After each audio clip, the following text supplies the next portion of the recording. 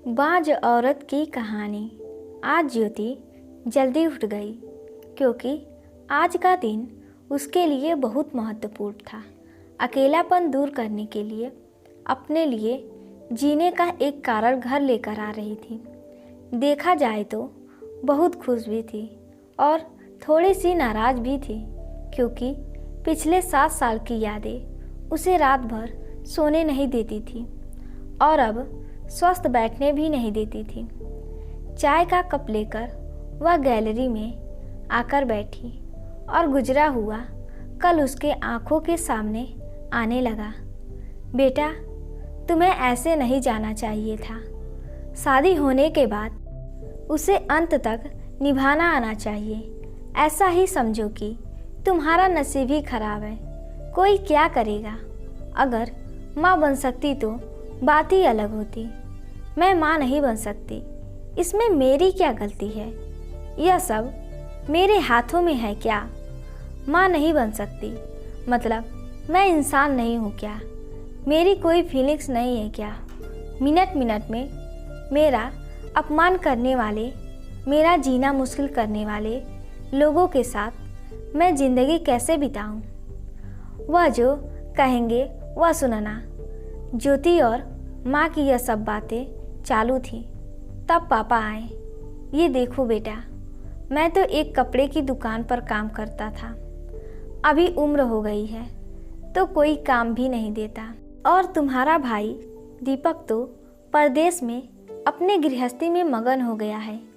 तुम कहती हो तो मैं तुम्हारे ससुराल वालों से बोलता हूँ, पर तुम अपने ससुराल वापस चली जाओ, ऐसा मुझे लगता है। नहीं पापा, कुछ भी हो जाए मैं उस घर में वापस नहीं जाऊंगी। वहाँ पर मुझे घुटन सी होती है। वहाँ मिलने वाला अपमान, बेइज्जती से मैं थक चुकी हूँ। शादी के पहले मैं मेरे पैरों पर खड़ा होना चाहती थी, पर मेरा ग्रेजुएशन होते ही आपने मेरी शादी करवा दी। तभी मैंने आपके दबाव में आकर शादी की और अभी जब मुझे आपके सहारे की ज़रूरत है तो आप पीछे हट रहे हो। शादी के बाद लड़की ससुराल में ही शोभा बढ़ाती है। मायके में 4 दिन ही रहना अच्छा लगता है ज्योति। लोग क्या बोलेंगे? शादी मतलब कोई खेल नहीं है बेटा। पापा गुस्से में ही बोल रहे थे। उस घर पर 2 साल में कभी मुझे मेरे मन मुताबिक रहने नहीं दिया। जब मेरी रिपोर्ट आई और समझा कि मैं कभी माँ नहीं बन सकती, तो वैसे ही इन लोगों ने मुझे अपने असली रंग चालू कर दिया। कैसे रहूँगी मैं ऐसे वातावरण में? और इस सब से भागकर अपनी ज़िंदगी ख़त्म करने वालों में से नहीं थी। यह देखो बेटा, हर्षल ने दिए हुए पैसे से ही मेरा और तुम्हारे माँ का जैसे तैसे खर्चा चलता है। उसमें तुम्हारा खर्चा उठाना थोड़ा सा कठिन होगा। डिवोर्स पेपर पर सिग्नेचर करने से पहले इन सब का विचार मैंने किया था। मेरे पास सोने के गहने लेकर मैं आई हूँ और एजुकेशन लोन निकालकर मैं 6 महीने का एक कोर्स करने वाली हूँ, जिसकी आज मार्केट में बहुत ज़रूरत है।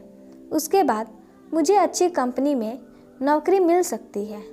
मैं आपके ऊपर आर्थिक बोझ नहीं डालूंगी पापा। मुझे जीवन जीना है, संघर्ष करूंगी और कमाऊंगी। विश्वास कीजिए मेरा। तय किए मुताबिक ज्योति ने 6 महीने का कोर्स किया और तुरंत उसे एक अच्छी कंपनी में काम भी मिल गया। वो बहुत खुश हो गई थी। सब अच्छा चल रहा था। बीच में छुट्टी लेकर माता पिता को नज़दीक रहने वाले पर्यटन जगह पर घुमाने लेकर जाती थी। माता पिता बीच में ही दूसरी शादी की बात छेड़ देते थे। कई बार तो लड़कों को देखने के लिए भी बुलाया करते थे। एक लड़का तो डिवोर्स हुआ था तभी उसे स्वीकारने के लिए तैयार था, पर पहली शादी ने ही इतने दुख दिए थे कि दूसरी शादी के लिए उसका मन तैयार नहीं था। ऐसा कितने दिनों तक अकेली रहोगी?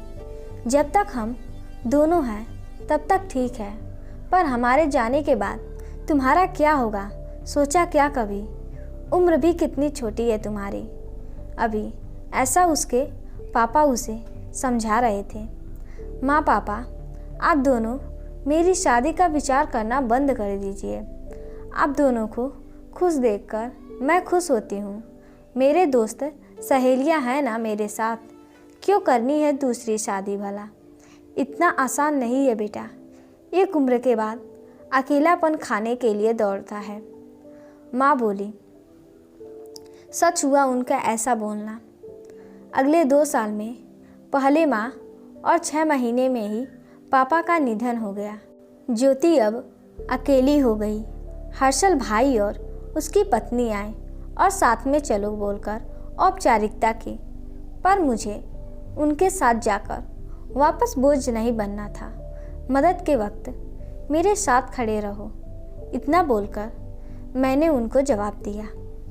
ऑफिस का काम और बहुत सारे दोस्त सभी लोग की शादी हो गई थी और वह अपने अपने गृहस्थी में मगन हो गए थे। जीने के लिए कोई लक्ष्य मिल ही नहीं रहा था।